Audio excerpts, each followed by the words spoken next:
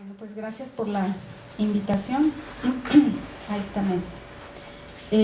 Titulé a esta presentación El sexo como materia, ambigüedad corporal y dispositivo biomédico. Las reflexiones que voy a presentar, como mencionó Rodrigo, parten de un estudio más amplio que sobre todo se preguntó por cómo se configura la condición intersexual en México. Esta es una investigación cualitativa que realicé para mi doctorado en Ciencias Sociales en la UAM. La estrategia, pues, incluyó mi integración parcial, en tiempo parcial diría, mi integración a un equipo de trabajo en una clínica de intersexo y, bueno, una relación más o menos directa también con otras clínicas de intersexo.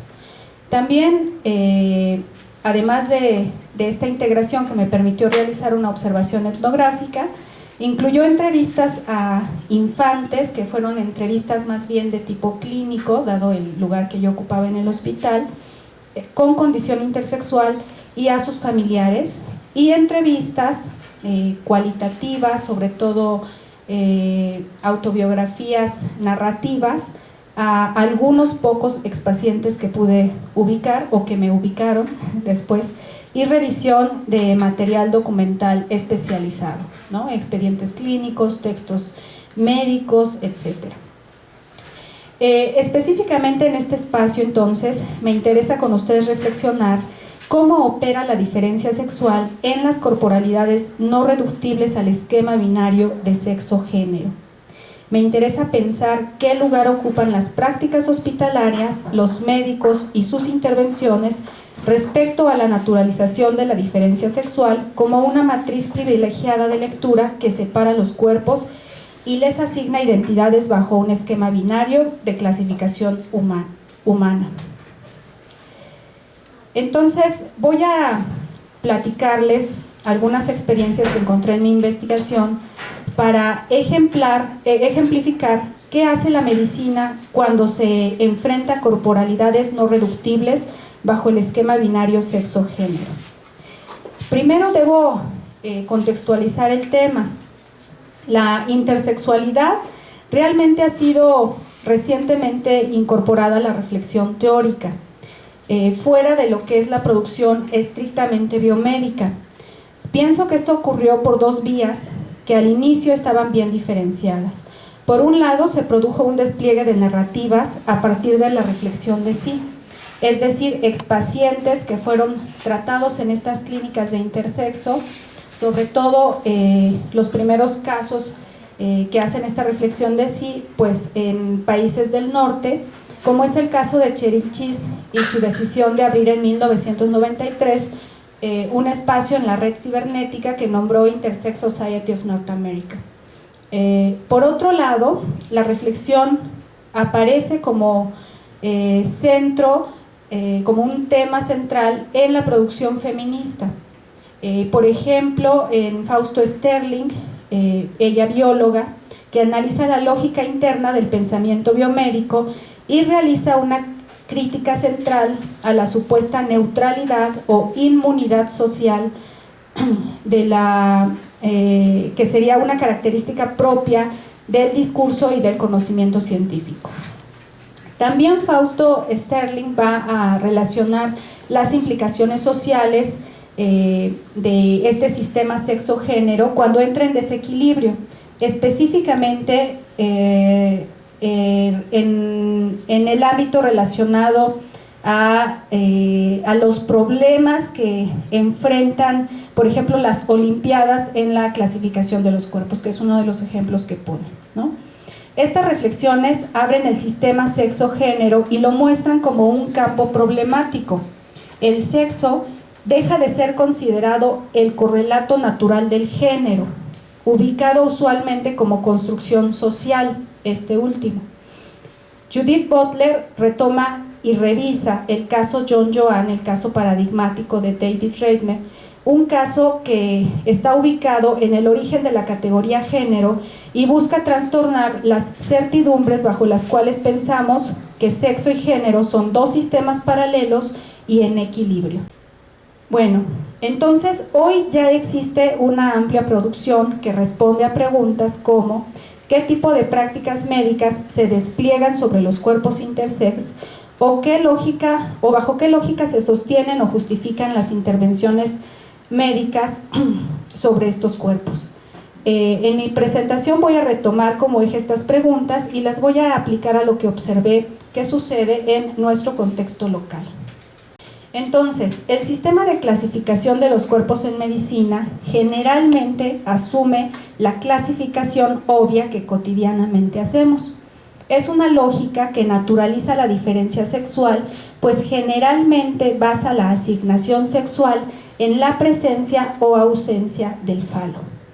La práctica de mirar entre las piernas al recién nacido implica que la designación inicial es una promesa bajo la cual ese cuerpo se convertirá en un sujeto coherente. Es decir, si no tiene, es una niña y será una mujer y se comportará como una mujer y deseará como una mujer. Y si sí tiene, entonces es un niño, será un hombre, se comportará como un hombre y deseará como un hombre. Esto implica ocupar una posición específica en la lógica reproductiva. La reproducción entonces es el horizonte en la asignación del recién nacido, la promesa a futuro bajo la cual fuimos asignados todos en el nacimiento. Las formas genitales no claramente clasificables al nacimiento o un desarrollo corporal ambiguo, inesperado, que fractura las expectativas reproductivas de ese cuerpo, es decir, lo que muestra la causística intersex, rompe el supuesto de que la diferencia sexual es la base anatómica natural. El que alguien no pueda ser claramente clasificado como hombre o como mujer generó en los médicos una curiosidad dirigida a desentrañar, como dice Michel Foucault, la verdad del sexo en esos cuerpos inclasificables. La incorporación de técnicas, instrumentos y procedimientos de intervención desarrollados en el ámbito biomédico de ciencia básica, es decir, la generación de conocimiento no se hace particularmente por los médicos, sino se realiza por científicos de ciencia básica y después estos conocimientos son introducidos en las prácticas médicas. Entonces esto produce una fragmentación del sexo que complejiza lo que he denominado el sexo material. Entonces esta fragmentación del sexo pues incluye diferentes aspectos, digamos, del cuerpo. Uno de ellos sería la apariencia exterior del cuerpo, es decir, hay presencia o hay ausencia y qué tamaño tiene ese falo. Órganos reproductores internos, los órganos que están en el abdomen o cubriendo el abdomen, útero, trompas de falopio, túbulos seminíferos, etc. ¿Qué niveles hormonales se encuentran en ese cuerpo? ¿Qué niveles de estrógenos, de testosterona, de progesterona? ¿Cuál es el comportamiento de la FSH, de la LH, etcétera? Y la composición celular de las gónadas, ovarios, testículos u ovotestes, por ejemplo. La composición genética 46XX, 46XY. Para que esto ocurriera, pues tuvo que haber tuvo que haber sucedido un desarrollo tecnológico importante, ¿no? que pasó por el microscopio, por las técnicas histológicas, por la capacidad de los médicos para abrir el cuerpo humano, por el desarrollo de rayos X, de ultrasonidos, por la medición de niveles de ciertas sustancias en el cuerpo humano vivo, etcétera, etcétera. Y eso se produjo sobre todo en el siglo XX. Bajo este esquema, la normalidad está dada bajo el supuesto de una coherencia interna del sistema material del sexo. Dicha coherencia se expande a la expresión pública y la vivencia de sí bajo un esquema heteronormativo. La armonía y correspondencia de todos estos niveles del cuerpo daría lugar a dos campos separados y estereotipados que ya no estarían ubicados en el cuerpo, pero que estarían enraizados en él, que sería el campo de lo femenino y el campo de lo masculino. La heteronormatividad implica entonces un sustento cultural de la diferencia sexual, el establecimiento de lugares posibles de existencia, un lugar habitable para aquellos que habiten una identidad coherente. Sin embargo, la fragmentación del sexo material mostró una amplia variabilidad respecto a este sistema armónico. Es decir, cuando el sexo se fragmenta, el sexo material se fragmenta, se realiza un tránsito de lo visible a lo invisible, de lo palpable a lo intangible, de lo obvio a lo incuestionable, y esta variabilidad da lugar a lo que la medicina nombra como ambigüedad, un término posible solo cuando se piensa el sexo bajo una matriz binaria, dicotómica y complementaria. Entonces aparecen problemas como ¿qué hacemos con un falo de 3 centímetros? ¿Es un micropene o es una hipertrofia de clítoris? ¿Qué hacemos cuando existen cuerpos que tienen lo que en medicina se denomina una cloaca? Es decir, una formación confusa de las vías urinarias y de los órganos genitales. ¿Qué hacemos cuando lo que observamos no sabemos si es una fusión de labios o un escroto vacío? Respecto a los órganos reproductores internos, por ejemplo, ¿qué hacemos en los casos de lo que llaman disgenesia gonadal? Es decir, cuando hay rudimentos uterinos no diferenciados ni hacia útero ni hacia conductos seminales. ¿O qué hacemos cuando no encontramos nada dentro del útero?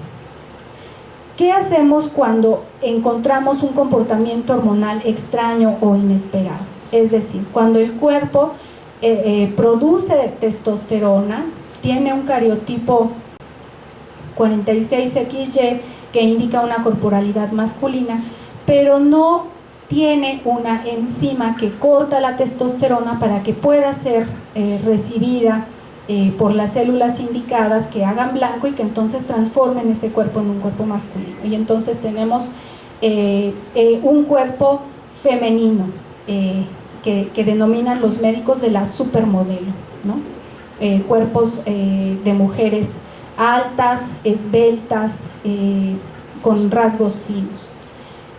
¿Qué hacemos cuando nos vamos al microscopio, tomamos una muestra pequeña de esa composición celular de la gónada y lo que encontramos o lo que nos reporta el patólogo son células tanto de ovario como de testículo? O encontramos una gónada que tiene parte, de un lado es ovario y del otro es más hacia testículo, o encontramos en una misma gónada estos dos tejidos. ¿Y qué hacemos con composiciones genéticas tan problemáticas como 45X0 o 46XX y en el mismo cuerpo 46XY, o 46X y en el mismo cuerpo 46XY, etcétera, etcétera, etcétera? Entonces lo intersex desestabiliza el sistema porque da origen a situaciones como las que voy a describir. Por ejemplo, la imposibilidad para designar el sexo al nacimiento. ¿Cómo asignar un nombre al recién nacido si no tiene sexo? ¿Cómo relacionarse con ese bebé? ¿Cómo elegir entre decirle qué bonito bebé o qué preciosa nena? ¿Cómo responderle a los parientes cuando preguntan qué fue, niña o niño? La recomendación que me encontré en uno de los pueblos de Zacatecas es la de un sacerdote que decía: pónganle José María. Aún así, dice la madre, no es lo mismo María José que José María. Entonces, aquí vemos una imposibilidad y una restricción propia del lenguaje, una dificultad para existir fuera del binario. ¿Qué hacemos, por ejemplo, con este tipo de circunstancias? Tras el estudio del caso en una clínica de intersexo, se designa un sexo. Se realiza una primera intervención quirúrgica al recién nacido para extirpar aquellos elementos incongruentes con el sexo asignado, niña. Sin embargo, a la edad de 12 años, Sayan se niega a que le construyan una araña, una vagina artificial, porque dice ella, no la necesito. Ese procedimiento es el mismo al que Luisa, de 24 años, fue sometida y en quien sí se realizó la operación. Y ella se refiere a esa, entre comillas, vagina que construyeron los médicos como me pusieron un pedazo de intestino entre las piernas y listo. Esa fantasía entonces que tienen los médicos de que ellos pueden generar un órgano como la vagina que no estaba ahí antes, realizar un ajuste corporal que resulta sumamente doloroso a la edad en la que se realiza, que no es voluntario y que lo realizan bajo el objetivo de producir una coherencia identitaria, es decir, la cirugía tendría la intención de armonizar la identidad. Otro caso, la señora Emma en Los Altos de Jalisco mira el cuerpo desnudo de su 9º hijo recién nacido, asignado niño por el médico de un hospital, y se dice a sí misma, pues ¿cómo va a ser esto si mi muchacha está igual y me dicen que es mujer? Esa pregunta la impulsa a viajar por primera vez a la Ciudad de México, a un hospital que le recomendaron, muy bueno, especializado, en búsqueda de ayuda para su hijo Aarón, que ya tiene 1 año de edad. Cuando Aarón es estudiado por los especialistas, es diagnosticado con hiperplasia suprarrenal congénita y reasignado niña. El doctor habló conmigo, me dijo, tiene más de niña que de niño, y yo pues así desesperada, no lo podía creer, pero si ya está bautizado, ¿qué va a decir la gente? Luego yo, con mucha vergüenza, ¿verdad? ¿Cómo le digo de mi muchacha? De que tengo otra igual. Aquí entran en juego también factores como la edad. En años recientes, a mí me parece que en México, mucho más recientes que en varios países del norte, probablemente en México a partir de 1990, es que se empiezan a detectar casos de intersexualidad en los recién nacidos. Antes, los casos generalmente son detectados en la pubertad, por situaciones como falta de menstruación u otras similares. También se atraviesan factores de índole económica, ¿verdad? ¿Quién tiene de índole económica y de posibilidades socioculturales? ¿Quién es el agente válido para realizar una designación del sexo? Es decir, ¿es el médico o es la madre en este caso? ¿En qué marco debe realizarse ese acto de designación para que esta designación tenga validez? Es decir, la designación que se hace, por ejemplo, en un pueblo por parte de una partera, ¿tiene la misma fuerza que la designación que después cambian en el hospital los médicos especialistas? ¿Cuál es la designación válida? Otro ejemplo. Un acontecimiento como el que relata Sonia, en un torneo interescolar de voleibol para mujeres. Sonia es agredida por un profesor del equipo contrario, quien en medio del juego comienza a gritar, ¡saquen a ese niño! En forma insistente y grosera, continúa gritando hasta que la maestra de Sonia se aproxima para decirle que ella es una niña, ante lo que el señor pide que se le demuestre. El alboroto crece de tono y concluye cuando Sonia, frente a toda la escuela, sale corriendo de la cancha llorando, seguida por su madre. La madre cuenta que acudieron a las autoridades escolares de la zona para denunciar al maestro, a quien se le exigió que se disculpara con Sonia. Fue un momento importante porque en este caso significó una clara defensa de la madre, quien en un inicio rechazaba el arreglo personal de su hija, obligándola a usar 2 colitas con moños. Sonia sabe que los demás rechazan su apariencia física. Ella dice, soy mujer aunque parezca hombre. Sonia fue asignada niño al nacimiento, reasignada niña en el hospital, intervenida en quirófano para adecuar sus genitales y a los 12 años es canalizada al servicio de psicología, dado que presenta, entre comillas, resistencia a seguir el tratamiento médico. ¿Qué aparece en Sonia cuando resiste? ¿Qué es lo que no asume? ¿A quién interpela y por qué? Además de las experiencias anteriores, las experiencias trans, las nuevas tecnologías de reproducción que implican un control personal sobre las decisiones reproductivas e incluso la producción científico-técnica referida al sexo material, nos hace pensar si en algunos años más el sexo material continuará siendo un ancla fundamental para interpretar lo corporal bajo una matriz de coherencia identitaria. El campo de la diferencia sexual se desenlaza del campo reproductivo. Aún no sabemos las transformaciones a largo plazo que esto implica. Es claro que aunque la diferencia corporal se mantiene, esta diferencia se refiere a las potencialidades reproductivas de los cuerpos, que pueden o no participar del proceso reproductivo. Es decir, ¿será que la diferencia dejará de ser sexual para ser una diferencia corporal de en otros términos? Mauro Cabral, por ejemplo, activista intersex argentino, se pregunta si habrá otra forma de leer esas diferencias fuera de la matriz de diferencia sexual. Un importante factor a considerar es el acceso cada vez más frecuente de técnicas especializadas fuera de un contexto de especialistas, es decir, la apropiación del ámbito biomédico en las prácticas cotidianas de los sujetos, fuera de los límites del dispositivo médico. Aquí el caso de Thomas Beatty, padre y madre legal de su bebé al mismo tiempo, ¿verdad? Estuvo colocada la foto durante un tiempo en Yahoo.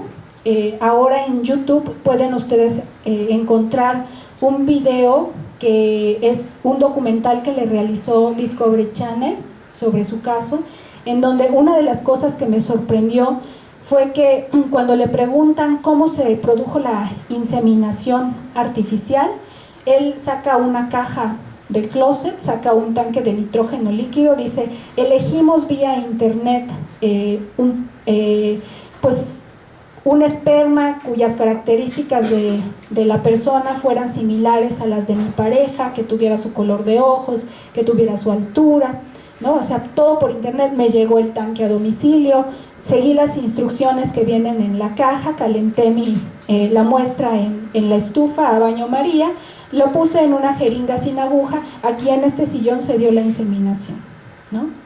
Entonces, esta apropiación de estas prácticas especializadas por parte de los sujetos, pues producen conflictos, digamos, que van a transformarlo el ámbito sociocultural, ¿no? Al ser, por ejemplo, en este caso, padre y madre legal de su bebé, porque Thomas ya había adoptado la asignación sexual de hombre, ya había realizado su cambio legal. Entonces aquí ¿qué fue lo que se produjo? Se están preguntando los abogados. Las prácticas médicas que restablecen la supuesta coherencia identitaria del sistema sexo-género en los casos intersex buscan paradójicamente instaurar en cuerpos que generalmente no son potencialmente reproductivos un modelamiento que los prepare para la reproducción heterosexual. Por eso es que les interesa que cuenten con una vagina, una persona que no puede, que no tiene un útero, ¿no? Que no va a ser reproductiva. Muchas gracias.